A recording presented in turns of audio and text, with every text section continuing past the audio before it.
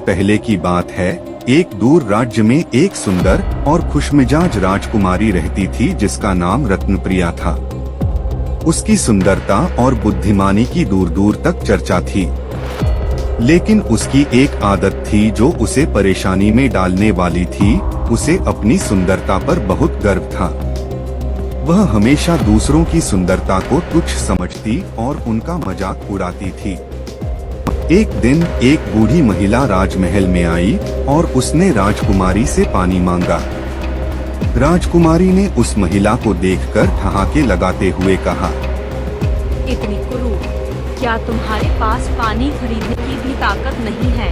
वह बूढ़ी महिला कोई और नहीं बल्कि एक शक्तिशाली जादूगरनी थी जो गरीबों की मदद करने के लिए बदल कर आई थी। राजकुमारी का मजाक सुनकर जादूगरनी बहुत क्रोधित हुई और उसने कहा, तुम्हारे इस अभिमान ने तुम्हें अंधा बना दिया है। अब तुम उसी रूप में जियोगी जैसा तुम दूसरों को समझती हो। इतना कहते ही जादूगरनी ने राजकुमारी को श्राप दे दिया। राजकुमारी की सुंदरता एक पल में गायब हो गई और वह एक बदसूरत कुरूप स्त्री बन गई। उसका चेहरा बेजान हो गया, उसकी आंखें धुंधली हो गई और उसके बाल बेतरतीब हो गए।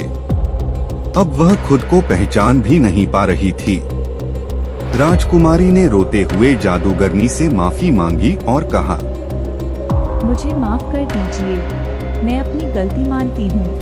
मैंने अभिमान में आकर आपकी अवहेलना की। जादूगरनी ने कहा, इस श्राप से छुटकारा पाना आसान नहीं होगा, लेकिन एक तरीका है।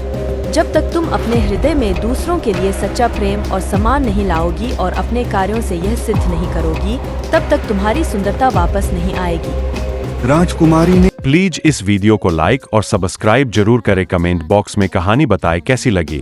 ठान लिया कि वह अपने अभिमान को छोड़कर लोगों की मदद करेगी और सच्चे दिल से सबका सम्मान करेगी। अगले दिन से ही उसने राजमहल छोड़ दिया और गांव में रहने लगी। वह गरीबों की सेवा करने लगी, बीमारों की देखभाल की और जरूरतमंदों की मदद की। धीरे धीरे उसके व्यवहार में परिवर्तन आने लगा और लोग उसकी दयालुता की प्रशंसा करने लगे।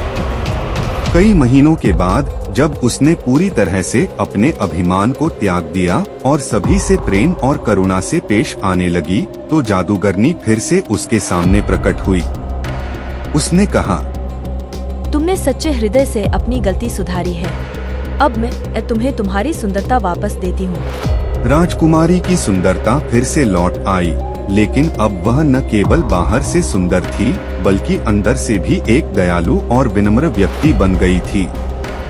शिक्षा: इस कहानी से हमें यह सीख मिलती है कि बाहरी सुंदरता का कोई मूल्य नहीं होता यदि हमारे दिल में अभिमान और दूसरों के प्रति अनादर हो। असली सुंदरता सच्चे दिल